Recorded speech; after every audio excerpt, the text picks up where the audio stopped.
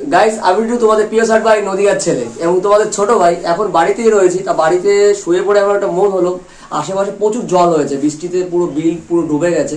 সেইভাবে আমি যাব, আমার সঙ্গে কিছু ভাইরা, আমি এখন বিলে যাবো তাদের সঙ্গে, তারা মাছ ধরবে এবং তারা জাল পাতাবে, সেটা তোমাদেরকে দেখাবো।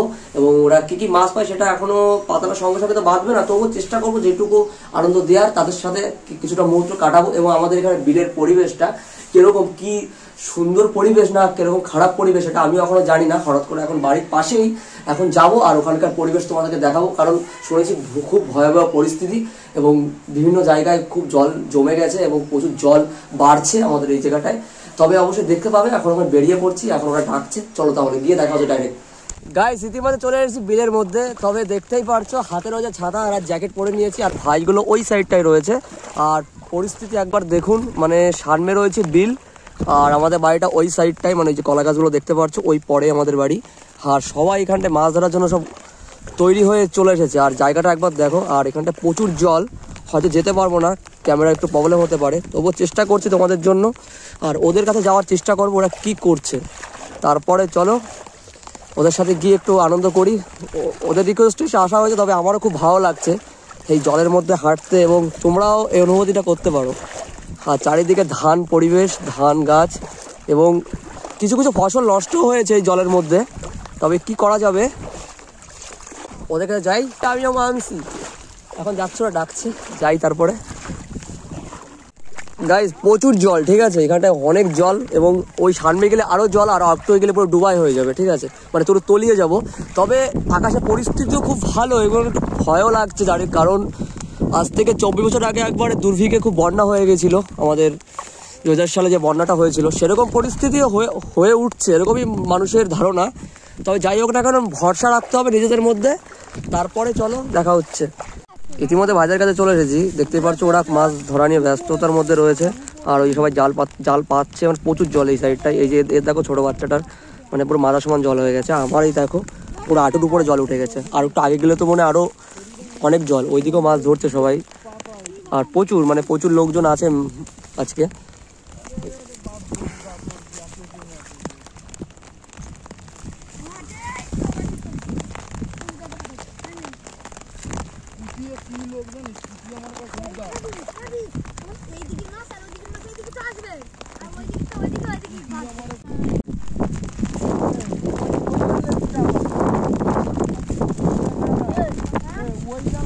জলের একবার স্রোতগুলো একবার দেখো, মানে খুব পরিমাণে। আর এখন মাছ জাল পাতানো হয়ে গেছে এই সাইডটায়, আর ওরা ওই পাশে ধরছে, আর এত পরিমাণে বৃষ্টির আবহাওয়া আর জলের স্রোত, নিজেকে একটু ভয় করছে। ওই কী করবো তোমাদেরকেও দেখাতে হবে। আর ভাই ওখানে একটা কিছু নিয়ে আয়, ওখান থেকে একটা কিছু নিয়ে আয়। জাল নেই তাহলে এখানে পাতা দে।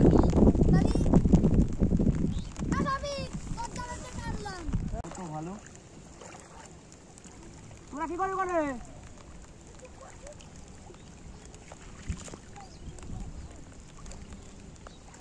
কিছু হয়ে যায় তো খুব ভালো হবে। এগোয় আসতে পড়ে না যায় সাবধানে।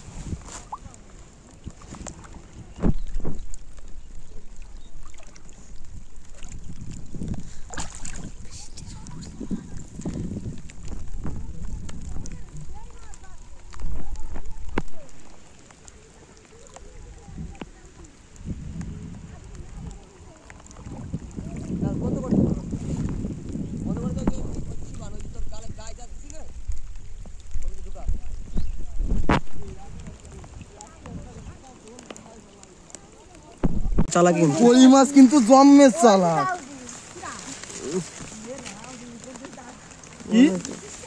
ও ডালে বাঁচছিল।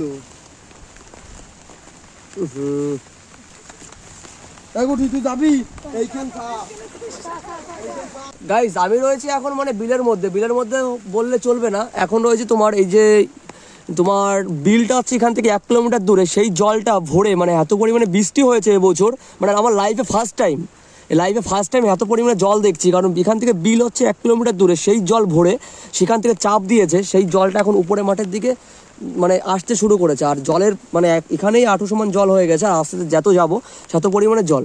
আর এই যে জায়গাটা দেখতে পাচ্ছ, এই জায়গাটা হচ্ছে ইসামতি নদীর সাথে এই শাখা মানে এই বিলটা এবং গঙ্গার সাথে মিলিত হয়েছে এই জল। তবে এই কারণে জলের সবার একটু ধারণা যে এই বছর হয়তো বন্যার পরিণতি হতে পারে, সেই ভয়তে গ্রামবাসীরা রয়েছে।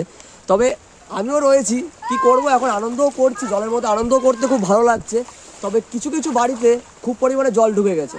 আর একটা কথাই বলবো যে একটু তোমাদের ওখানটায় কীরকম জল হয়েছে কমেন্টে জানাবে। চলো তাহলে।